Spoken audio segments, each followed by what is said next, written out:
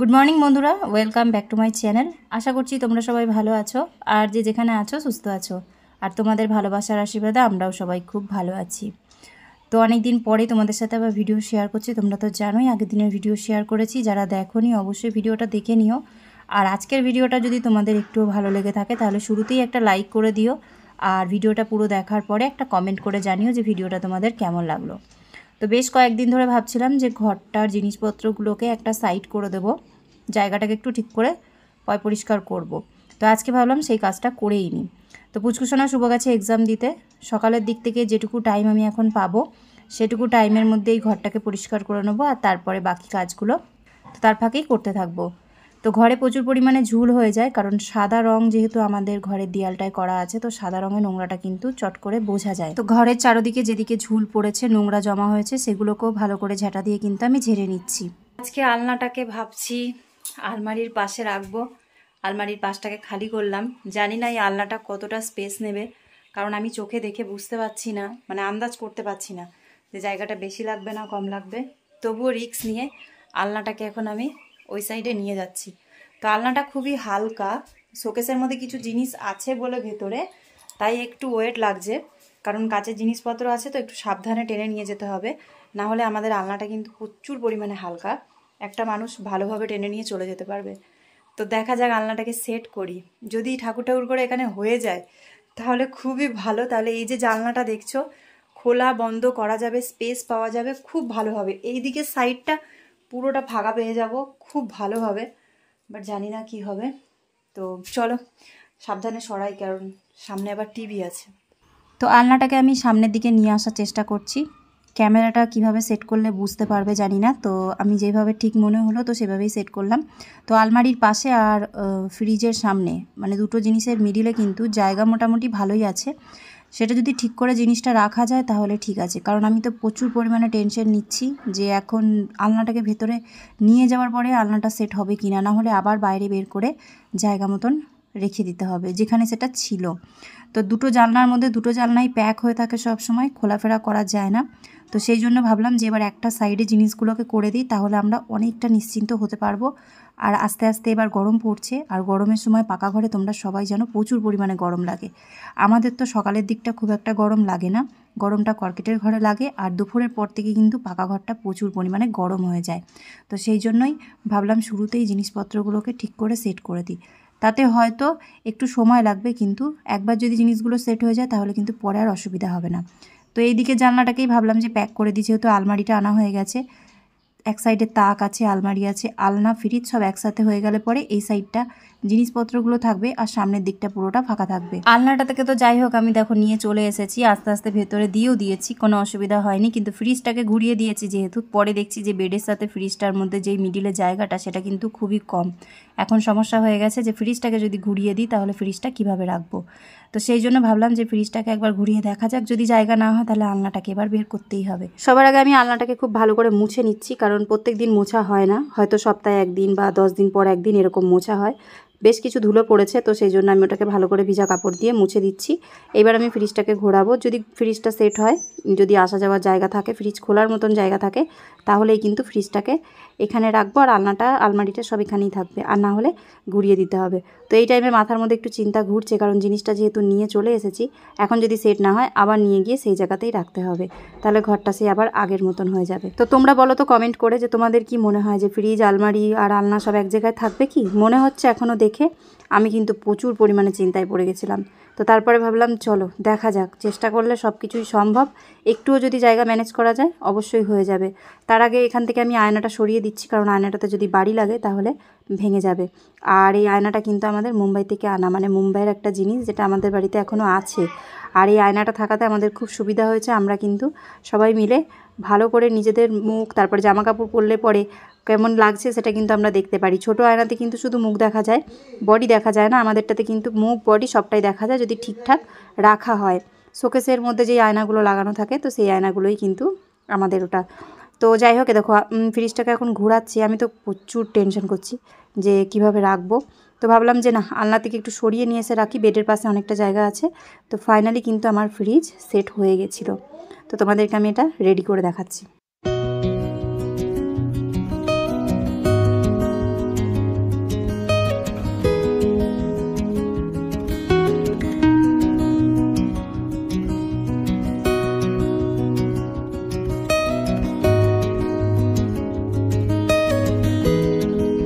Finally ফ্রিজটা কিন্তু set হয়ে গেছে আর সামনে অনেকটা জায়গাও আছে। তো চাইলে কিন্তু সব কিছুই সম্ভব, যদি ইচ্ছা থাকে আর সেই জিনিসটার জন্য চেষ্টা থাকে।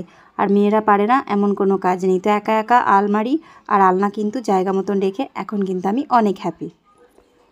তো ফাইনালি আমি চেঞ্জ করতে পেরেছি। এক পাশে ফ্রিজ, ওই পাশেই আলনা, ওই পাশেই আলমারি, ব্যাস।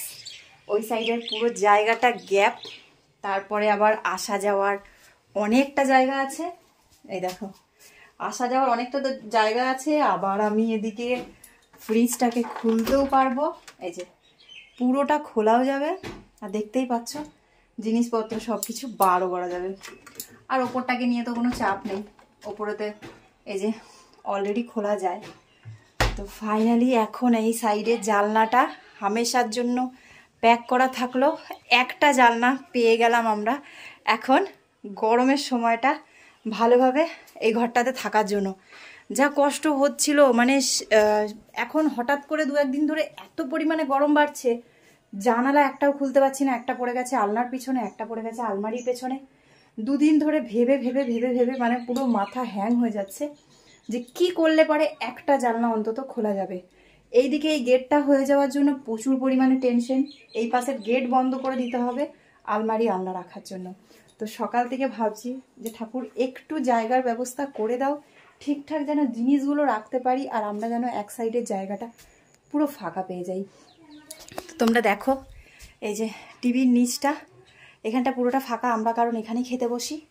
আর এই লাইনটা ধরেই এই দেখো এই সাইডটা পুরোটা ফাঁকা। মানে এতটা মাথার থেকে চাপ কমলো যে তোমাদেরকে বলে বোঝাতে পারবো না। আমরা নিজেরা ঘরে থাকছি, আমাদের মনে হয় চারোদিক দিয়ে আটকা আটকা লাগছে, যে এপাশে আটকা ওপাশে আটকা। তো এখন ফাইনালি লাগছে যে ওই সাইডটাতে যখন আমরা কোনো কাজ করব, ওই সাইডটার স্পেসটার জন্য ঠিক আছে। আলনার থেকে জামা কাপড় বার করা, ফ্রিজ থেকে জিনিসপত্র বার করা, এইটুকু জায়গার মধ্যে ঠিক আছে। তারপরে আলমারির এখান থেকে তো একদম সামনেটা ফাঁকা। তো এখন লুকটা ফাইনালি কেমন লাগছে সেটা তোমাদেরকে একবারে ব্যাক ক্যামেরায় দেখাবো, কারণ এইভাবে তোমরা বুঝবে না। শুধু এটুকু বুঝে নাও যেই বড় বড় জিনিসগুলো ছিল সেগুলো এক সাইডে রাখতে পেরেছি। এখন অপোজিট সাইডটা পুরো ক্লিয়ার। এইবার আমি একটা জানলার পাল্লা খুঁড়ি, চাই 4টে জানলার পাল্লা সারাদিন খুলে রাখি, কোনো সমস্যা নেই। তো এই মানে এতদিন পর মনে হচ্ছে ঘরটা ঠিকঠাক আমরা জিনিসপত্র রাখার পরে এবার অনেকটা স্পেস পাবো আর ভালোভাবে থাকতে পারবো। তো যাই হোক, চলো এবার আমি কাজকর্মগুলো করে নিই। অনেকটা বড় হয়ে যাবে ভিডিওটা, আমি বুঝতে পারছি, বাট তাও তোমাদের সাথে শেয়ার করব। কিন্তু এটা সব গুটিয়ে নেব, ঘরটা পুরো পরিষ্কার করে নিয়ে ফাইনাল লুক দেখাবো।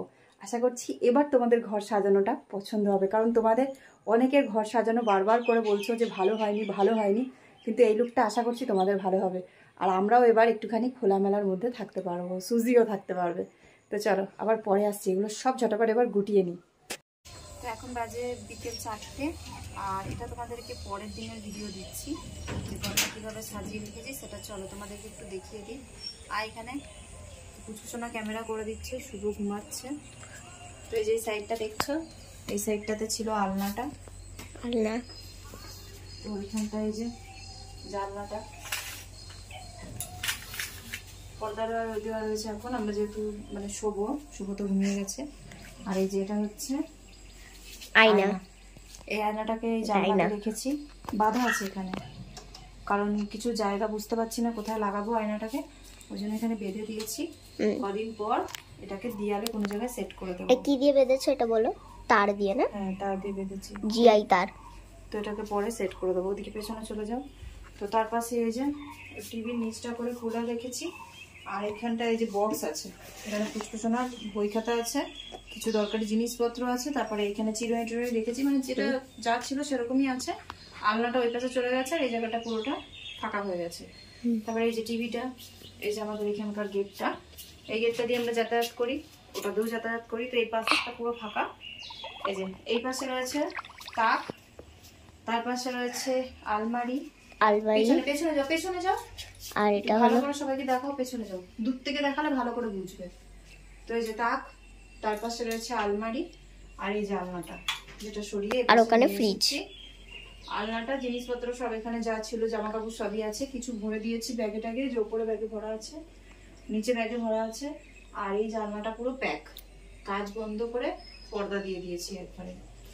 আর এই যে ফ্রিজটা, এই ফ্রিজটাকে এখানে রেখেছি। আর একটু সামনে আসো, ব্যাস এখান থেকে ফ্রিজটা রেখেছি, আলনাটা রেখেছি। তার মাঝখানে যে গ্যাপটা আছে সেখানে আবার শুভর জন্য যেই বক্সটা বই খাতা রাখার, সেটাও এখানে হয়ে গেছে। নিয়ে আসো, দূর থেকে দেখাবো, বেশি কাছে আসবে না, তাহলে বোঝা যাবে না।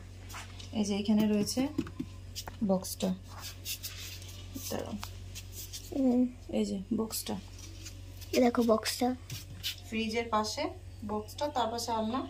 এখানে অনেকটা গ্যাপ আছে, আর মানে ফ্রিজ খোলা যায়। আর দাদা প্রজেক্ট কি বলে, হার্ড দেখেছে আগে, হার্ড। এখানে ফ্রিজ খোলা যায়, তাই তো? আর আমি তোমাদেরকে দেখিয়ে দিই, এই যে ফাঁকা জায়গাটা, এখানটাতে আমাদের পুরনো একটা ল্যাগেজ আছে, সুজিকে বাঁধার যেই ইয়েটা, পাট্টাটা, তার সঙ্গে যেই দড়িটা এসছে সেইটা আছে এইখানে, মাঝখানে এই ল্যাগেজটা আছে।